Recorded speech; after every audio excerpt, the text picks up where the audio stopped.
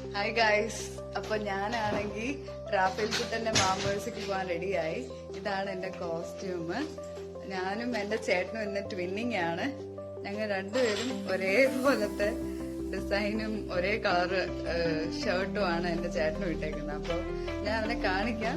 ഇപ്പൊ ഞങ്ങള് കുഞ്ഞോടെ വീട്ടില്, അതായത് എന്റെ മമ്മിയുടെ കുടുംബ വീടാണ്, അവിടെ കഴിക്കാൻ പോവാണ്. അവിടെ കഴിച്ചിട്ട് പിന്നെ 11 മണിക്കൊക്കെ ആവുമ്പോഴത്തേക്കുമാണ് കുർബാന സ്റ്റാർട്ട് ചെയ്യുന്നത്. അത് കഴിഞ്ഞിട്ട് കുറെ പരിപാടികളും കാണും. അപ്പൊ അവിടെ വെച്ച് കാണാം. ബൈ. ഞാൻ പറഞ്ഞില്ലേ, ഞാൻ ചേട്ടനെ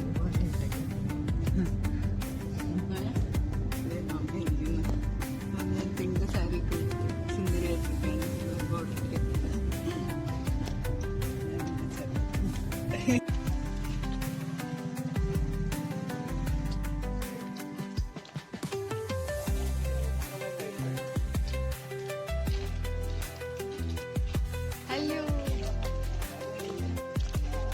രണ്ടുപേരും കൂടെ എന്നാ നിങ്ങളെ കല്യാണം.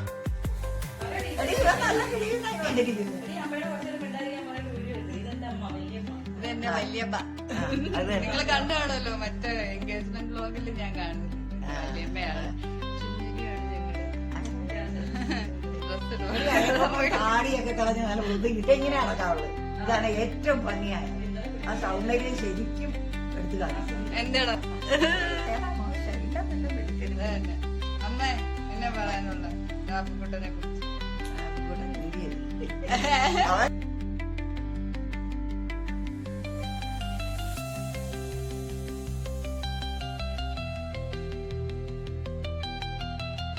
എന്റെ മമ്മി. അമ്മ വൺ മോർ ഹൈ.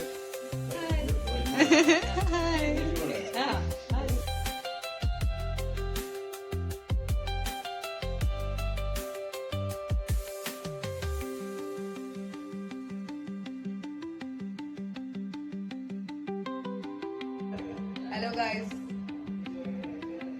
ഇത് ഞങ്ങളുടെ പൊന്നമ്മ. ഇതെന്റെ ലേക്കുട്ടൻ. സുന്ദരികൾ,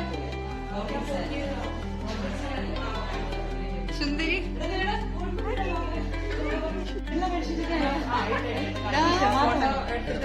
ആ, എടുത്തു.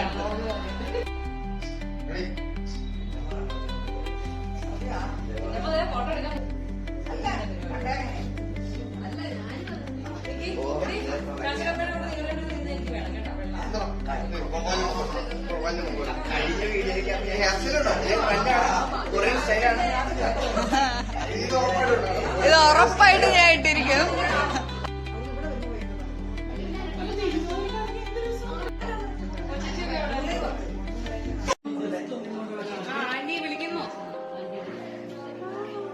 റാഫിക്കുട്ടന്റെ ആന്റിയാണ്. നിങ്ങൾ എടുത്താ മതി കേട്ടോ. ചേച്ചിയും കൂടെ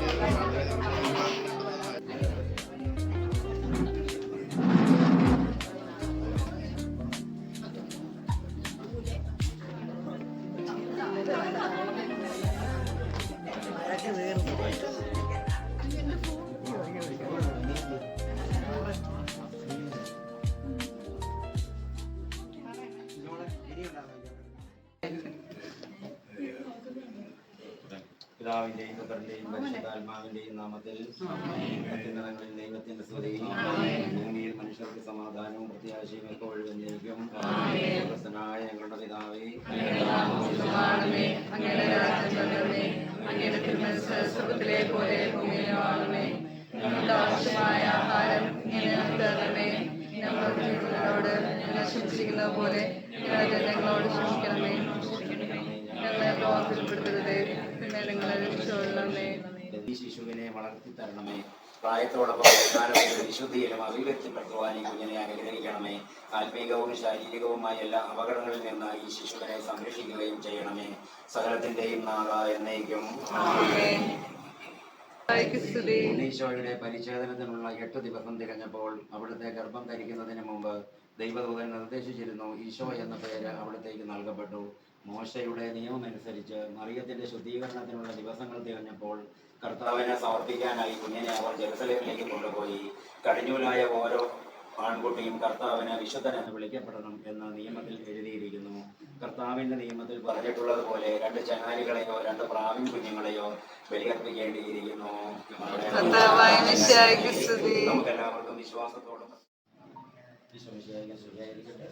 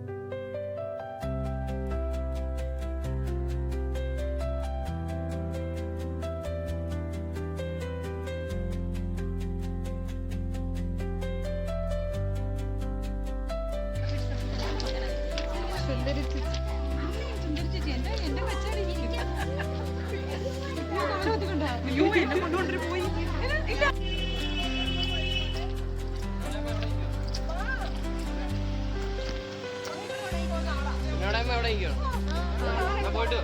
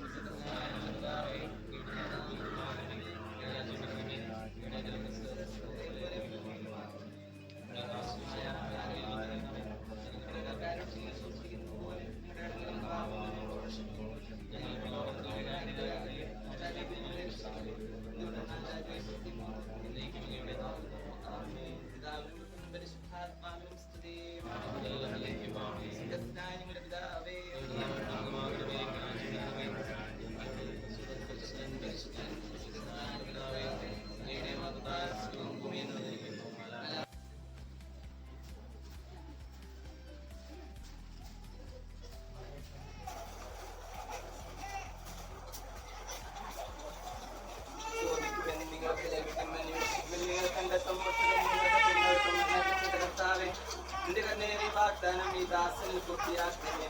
നിന്റെ ദാനം വിജയികൾക്കും നൽകിയിരിക്കുന്നുവല്ലോ. നിന്റെ കൃപയാത്മാവുടെ സകലത്തോടെ പാപങ്ങൾ നൽകുകയും ശിക്ഷിപ്പിക്കുകയും പ്രാപിക്കുന്നു.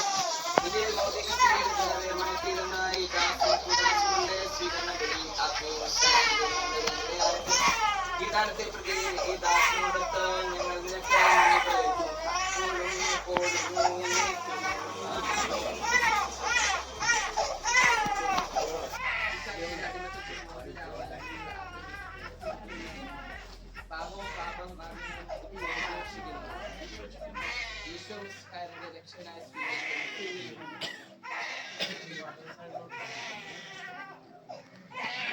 ഈ അഭിഷേകത്തെ പിതാവിന്റെയും പുത്രന്റെയും പരിശുദ്ധാത്മാവിന്റെ നാമത്തിൽ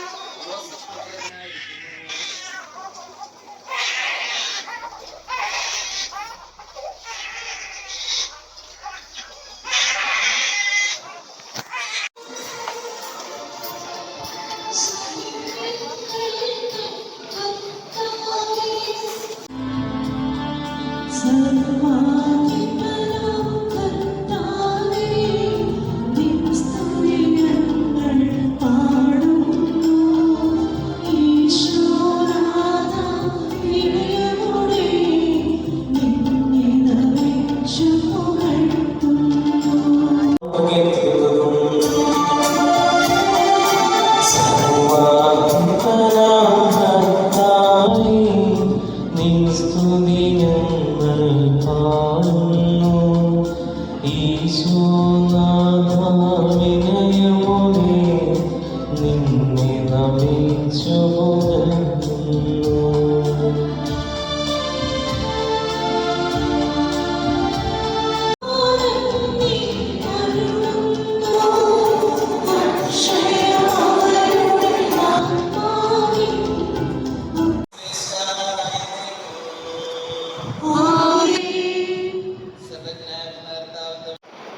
3 ഉദാശകളാണ് സഭ ഇവിടെ പരികർമ്മം ചെയ്യുന്നത്. മാമോദീസ, തൈലാഭിഷേകം, പരിശുദ്ധ കുർബാന. ഈ 3 ഉദാശകൾ സ്വീകരിക്കുവാൻ ഈ കുഞ്ഞിനത്രയും യോഗ്യതയുള്ള മറ്റാരും ഞാൻ നിങ്ങളും ഇല്ല നമുക്കറിയാം. ഈ കുഞ്ഞിനോളം യോഗ്യതയുള്ള ആരും തന്നെ ഈശോയെ സ്വീകരിക്കാൻ യോഗ്യതയുള്ള ആരും തന്നെ ഇരിക്കില്ല. അതുകൊണ്ടാണ് സഭ കുഞ്ഞുങ്ങൾക്ക് മാമോദീസയും തൈലാഭിഷേകവും പരിശുദ്ധ കുർബാനയും ഒരുമിച്ച് നൽകുന്നു. ഈ പ്രസംഗം ഒരുപക്ഷെ ജോസഫ് കേൾക്കാൻ മനസ്സിലാക്കാൻ സാധ്യതയില്ല എന്ന് നമുക്കറിയാം. എന്നാൽ ജോസഫിന്റെ പ്രിയപ്പെട്ട മാതാപിതാക്കള്, ബന്ധുമിത്രാദികള്, സഹോദരങ്ങൾ അവരാണ് ഈ മാമോദീസായി കമ്പത്തിലൂടെ പരികർമ്മം ചെയ്യുമ്പോഴൊക്കെ ജോസഫ് വേണ്ടി ആത്മാർത്ഥമായിട്ട് പ്രാർത്ഥിക്കുന്നത്. 3 ഉദാശ, 1 മാമോദീസായിലൂടെ സഭയിലെ അംഗമായിട്ട് ദൈവത്തിന്റെ പുത്രനായിട്ട് ജോസഫ് മാറും. മാമോദീസായിലൂടെ സഭാപിതാക്കന്മാര് സഭയുടെ ഗർഭമാത്രം എന്നാണ് വിശേഷിപ്പിക്കുന്നത്. നിക്കോദേമോസിനോട് ഈശോ പറയുന്നത്, ജലത്താലും ആത്മാവിനാലും ജനിക്കുന്നില്ലെങ്കിൽ നീ ഒരിക്കലും ദൈവത്തിൽ പ്രവേശിക്കുകയില്ല. ജലത്താലും ആത്മാവിനാലും ജനിക്കാതെ ഒരുവനും ദൈവരാജ്യത്തിൽ പ്രവേശിക്കുകയില്ല. അമ്മയുടെ ഉദരത്തിൽ 1 ജനിച്ചെങ്കിലും സഭയുടെ ഉദരത്തിൽ 2ാമത് ജനിക്കുമ്പോഴാണ് ദൈവരാജ്യത്തിന് അവകാശികളായിട്ട് നമ്മൾ മാറുന്നത്. അതുകൊണ്ടാണ് ഞാൻ പറഞ്ഞത് സഭയിൽ അധികം സന്തോഷിക്കുന്നു. കാരണം സഭയുടെ ഉദരത്തിൽ ജോസഫ് ജനിക്കാൻ പോവുകയാണ്. മാമോദീസയിലൂടെ സഭയിൽ അംഗമാകുന്നു. ഈശോയുടെ ഭൗതിക ശരീരത്തിൽ അംഗമാകുന്നു. ഈ ലോകത്തിൽ ഈശോയുടെ തുടർച്ചയായ സഭയുടെ അംഗമായിട്ട്, സഭയുടെ മകനായിട്ട് മാറുന്നു. 2ാമതായിട്ട് തൈലാഭിഷേകദാശ, സ്ഥൈര്യലേപനം നമ്മൾ പറയും. സ്ഥൈര്യലേപനദാശ വഴി പരിശുദ്ധാത്മാവിനെ തൈലം കൊണ്ട് അഭിഷേകം ചെയ്ത്, പരിശുദ്ധാത്മാവിന്റെ പ്രതീകമായ തൈലം കൊണ്ട് കുഞ്ഞിനെ അഭിഷേകം ചെയ്ത് പരിശുദ്ധാത്മാവിനാൽ ജോസഫിനെ സ്ഥിരപ്പെടുത്തുകയാണ്. 3ാമതായിട്ട് പരിശുദ്ധ കുർബാന അവന് നൽകുകയാണ്. ഈശോയുടെ യഥാർത്ഥ സാന്നിധ്യമായ പരിശുദ്ധ കുർബാന ഇന്ന് അവന് നൽകുകയാണ്. ദൈവത്തിൽ നമ്മൾ വായിച്ചു കേട്ട സുവിശേഷം മത്തായിയുടെ സുവിശേഷമാണ്. മത്തായിയുടെ സുവിശേഷത്തിൽ ഈശോയ്ക്ക് മാമോദീസ നൽകുന്ന സംഭവമാണ് നമ്മൾ വായിച്ചത്. സ്നാപകനാണ് ഈശോയ്ക്ക് മാമോദീസ നൽകിയതെന്ന് നമുക്കറിയാം. ആ മാമോദീസ വേളയിൽ 3 കാര്യങ്ങൾ അവിടെ സംഭവിച്ചതായിട്ടാണ് സുവിശേഷം സാക്ഷ്യപ്പെടുത്തുന്നത്. 1, ഈശോ മാമോദീസ സ്വീകരിച്ചു കഴിഞ്ഞുടൻ ഈശോയുടെ നിലവേറിയപ്പോൾ സ്വർഗ്ഗം തുറക്കപ്പെട്ടു. 1ാമതായി സംഭവിച്ചത്, ഈശോ മാമോദീസ സ്വീകരിച്ചു കഴിഞ്ഞ ഉടൻ, അവൻ വെള്ളത്തിൽ നിന്ന് കയറിയ ഉടൻ സ്വർഗ്ഗം തുറക്കപ്പെട്ടു. നമ്മൾ ഇന്ന് ഈ സ്വർഗത്തിന്റെ മുൻപിലാണ് ഇരിക്കുന്നത്. സ്വർഗത്തിന്റെ ഏറ്റവും വലിയ സാന്നിധ്യമായ ഈ മധുബഹായുടെ മുൻപിൽ, ആ പരിശുദ്ധ ബലിപീഠത്തിന്റെ മുൻപിലാണ് നമ്മൾ ജോസഫിനെ കൊണ്ടായിരിക്കുന്നത്. അതുകൊണ്ട് തന്നെ ജോസഫിന് മുമ്പിൽ സ്വർഗം തുറക്കപ്പെട്ടിരിക്കുകയാണ്. 2ാമതായിട്ട് ദൈവാത്മാവ് പ്രാവിനെ പോലെ അവനിലേക്ക് കടന്നു വന്നു. ദൈവാത്മാവ് പ്രാവിനെ പോലെ അവനിലേക്ക് കടന്നു വന്നു. ഇന്ന് ഈ മാമോദീസ പരികർമ്മം ചെയ്യുമ്പോൾ നമ്മുടെ പ്രിയപ്പെട്ട ജോസഫിലേക്കും തൈലാഭിഷേകത്തിലൂടെ ദൈവാത്മാവ് അവനിലേക്ക് കടന്നു വരികയാണ്. പരിശുദ്ധാത്മാവിനാൽ അവൻ നിറയുകയാണ്. പുരോഹിതൻ മാമോദീസ തുറക്കുന്നതിന് മുമ്പ് തന്നെ മോണ്ടത്തിൽ നിന്ന് തൈലം ഉപയോഗിച്ച് കുരിശുവരച്ചിട്ടാണ് ജോസഫിനെ പള്ളിയിലേക്ക് കയറ്റിയത്. 3ാമതായിട്ട് അവിടെ എന്താണ് സംഭവിക്കുന്നത്? സുവിശേഷം നമ്മൾ വായിച്ചു. സ്വർഗത്തിൽ നിന്ന് ഒരു സ്വരമുണ്ടായി. ഇത് പിതാവായ ദൈവത്തിന്റെ സ്വരമാണ്. ഇവൻ എന്റെ പ്രിയപുത്രനാണ്. പ്രിയമുള്ളവരെ, ഓരോ വ്യക്തിയും മാമോദീസ സ്വീകരിക്കുമ്പോൾ, ഓരോ വ്യക്തിയും പ്രാരംഭോപദേശം സ്വീകരിക്കുമ്പോൾ ഈ 3 കാര്യങ്ങളാണ് സംഭവിക്കുന്നത്. ഈശോയുടെ നാമത്തിൽ ഓരോ വ്യക്തിയും മാമോദീസ സ്വീകരിക്കുമ്പോൾ ഈ 3 കാര്യങ്ങളാണ് സംഭവിക്കുന്നത്. 1, സ്വർഗ്ഗം തുറക്കപ്പെടും. 2, പരിശുദ്ധാത്മാവ് പ്രാർത്ഥന രൂപത്തിൽ അവന്റെ എഴുന്നള്ളി വരും. 3, സ്വർഗ്ഗത്തിൽ ഒരു സ്വരമുണ്ടാവും. ഇവൻ എന്റെ പ്രിയപുത്രനാണ്. ദൈവത്തിന്റെ പ്രിയപ്പെട്ട പുത്രനായിട്ട് അവൻ മാറുകയാണ്. ദൈവമുള്ളവരെ, മാമോദീസ സ്വീകരിച്ചു കഴിയുമ്പോൾ നമ്മളെല്ലാവരും ക്രിസ്ത്യാനികളായിട്ട് മാറും. ക്രിസ്ത്യാനി എന്ന് പറയുന്നത് ഈശോയ്ക്ക് ഈ ലോകത്തിൽ സാക്ഷ്യം നൽകേണ്ടവനാണ്. ഈ ലോകത്തിൽ നമ്മൾ എവിടെയാണെങ്കിലും, ലോകത്തിന്റെ ഏത് ഭാഗത്താണെങ്കിലും ഈശോയ്ക്ക് സാക്ഷ്യം വഹിച്ച് ജീവിക്കേണ്ടവരാണെങ്കിൽ, ഈശോ പകർന്നു തന്ന മൂല്യങ്ങളനുസരിച്ച് ജീവിക്കുമ്പോൾ നമ്മൾ യഥാർത്ഥ ജീവിക്കുന്ന രക്തസാക്ഷികളായിട്ട് മാറും. ഇന്ന് രക്തസാക്ഷികൾ ഒരുപാട് ഉണ്ടാകുമെന്ന് നമുക്കറിയാം. ലോകത്തിന്റെ പല ഭാഗങ്ങൾ, ഇന്ത്യയിലേക്ക് കടന്നുകൊണ്ട് നമുക്കറിയാം. ഈ കഴിഞ്ഞ ദിവസങ്ങളൊക്കെ ഉണ്ടായ സഭയുടെ സ്വന്തം സന്യാസർക്കുണ്ടായ വേദനാജനകമായ അവസ്ഥകൾ, മതപരിവർത്തനത്തിന്റെ പേരിൽ ദുരാരോപണങ്ങളുടെ പേരിൽ തുറങ്കിലടച്ച ഒരു സമൂഹത്തിലാണ്, ഒരു ഭരണ സംവിധാനത്തിന്റെ കീഴിലാണ് നമ്മളായിരിക്കുന്നെങ്കിലും അവരും കർത്താവിന് ധീരതയോടെ സാക്ഷ്യം വഹിച്ചുകൊണ്ടിരിക്കുകയാണ്. നമ്മുടെ ജീവിതത്തിലും നമ്മൾ സാക്ഷ്യം വഹിക്കേണ്ടതുണ്ട്. ഓരോ മാമോദീസ സ്വീകരിച്ച് കഴിയുമ്പോൾ, മാമോദീസ സ്വീകരിച്ച് ദൈവത്തിന്റെ പുത്രനും പുത്രിയുമായി കഴിയുമ്പോൾ ഈശോയ്ക്ക് സാക്ഷ്യം വഹിച്ച് ജീവിക്കേണ്ടവരാണ് നമ്മൾ. നമ്മുടെ അനുദിന ജീവിതത്തിൽ, നമ്മുടെ മൂല്യങ്ങളിൽ, നമ്മുടെ വാക്കുകളിൽ, നമ്മുടെ പ്രവൃത്തികളിലൊക്കെ കർത്താവിന് സാക്ഷ്യം വഹിച്ച് ജീവിക്കേണ്ടവരാണ്. പ്രിയമുള്ളവരെ, ഓർമ്മപ്പെടുത്തലാണ് മുതിർന്നവരായ നമുക്ക് ഈ പ്രിയപ്പെട്ട ജോസഫിന്റെ മാമോദീസ പരികർമ്മ വേളയിൽ ഉണ്ടാകേണ്ടത്. അതുപോലെ പ്രിയപ്പെട്ട തലോട്ടപ്പനും തലോട്ടമ്മയുമാണ് ഈ മാമോദീസ വേളയിൽ കുട്ടിയോടൊപ്പമായിരിക്കുന്നത്. നല്ല ജീവിത മാതൃക കൊടുക്കുവാനും അവന്റെ വളർച്ചയുടെ കാലഘട്ടങ്ങളിൽ അവനെ കർത്താവിന്റെ മാർഗത്തിൽ നയിക്കുവാനും ധാർമ്മിക മൂല്യങ്ങൾ നയിക്കുവാനും വലിയ ഉത്തരവാദിത്തങ്ങളുണ്ട്. മാമോദിസയ്ക്ക് ശേഷം കൈ വെടി തിരിച്ചു പോകാന്നുള്ളതല്ല ദൗത്യമാണ്. അവന്റെ ജീവിത വളർച്ചയുടെ കാലഘട്ടങ്ങളിൽ, അവൻ വളർച്ചയുടെ കാലഘട്ടങ്ങളിൽ അവന്റെ ഒപ്പം ഉണ്ടായിരിക്കാൻ, അവന്റെ കൈ പിടിച്ച് അവനെ നടത്താനുള്ള, അപ്പൻ അമ്മയോട് ചേർന്ന് അവനെ നടത്താനുള്ള വലിയ ഉത്തരവാദിത്വം നിങ്ങൾക്കുണ്ട് എന്ന് ഓർമ്മിപ്പിക്കുന്നു. നമുക്ക് പ്രിയപ്പെട്ട ജോസഫിനെ വേണ്ടി ആത്മാർത്ഥമായിട്ട് നടത്തിക്കാം. കാലത്തിന്റെ പ്രത്യേകതകളുണ്ട്. ഒരു നല്ല ക്രിസ്ത്യാനിയായിട്ട് ജീവിക്കണമെങ്കിൽ ഒരുപാട് വിഷമമുണ്ടെന്ന് നമുക്കറിയാം. നമ്മുടെ വ്യക്തി ജീവിതത്തിലും സമൂഹ ജീവിതത്തിലും ഒക്കെ ആ ക്രൈസ്തവ മൂല്യങ്ങൾ നമ്മുടെ ജീവിതത്തിൽ പകർന്ന് ജീവിക്കണം. അതുപോലെ ഈ ജോസഫ് ആ മൂല്യങ്ങളിൽ ജീവിക്കുവാനായിട്ട്, എന്നും കർത്താവിനെ ചേർത്ത് പിടിച്ചുകൊണ്ട് ജീവിക്കുവാനായിട്ട് സാധിക്കട്ടെ. ഇന്ന് അവന് നിറയുന്ന പരിശുദ്ധാത്മാവ് അവന്റെ ജീവിതത്തിലുടനീളം അവന് വഴികാട്ടിയായിരിക്കട്ടെ. ആത്മാർത്ഥമായിട്ട് അവർക്ക് വേണ്ടി പ്രാർത്ഥിക്കാം, കുടുംബത്തിന് വേണ്ടി പ്രാർത്ഥിക്കണം. ദൈവത്തിന്റെ നാമത്തിന് മഹത്വം ഉണ്ടാകട്ടെ.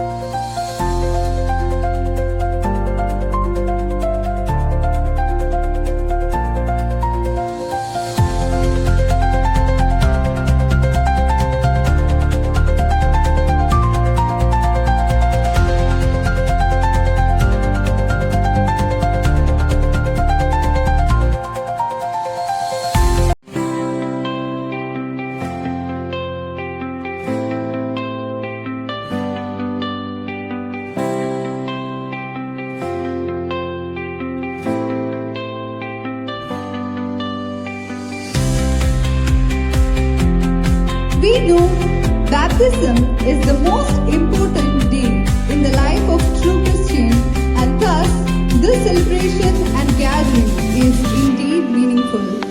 And their charmingly beautiful little prince Raphael, our Rafukutan, to the stage.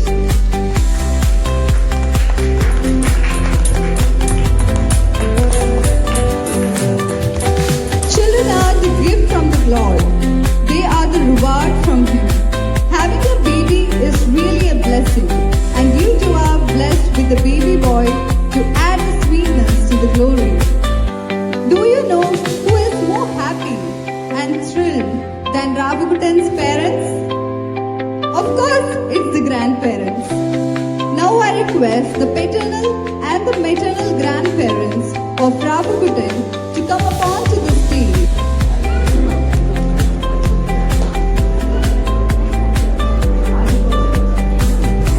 Next, let me invite Ravukutan's favorite Ponu auntie to the. We also remember Marina and Matthew, aunt and uncle from the paternal side, and their kids David and Uso, who were unable to join at this function.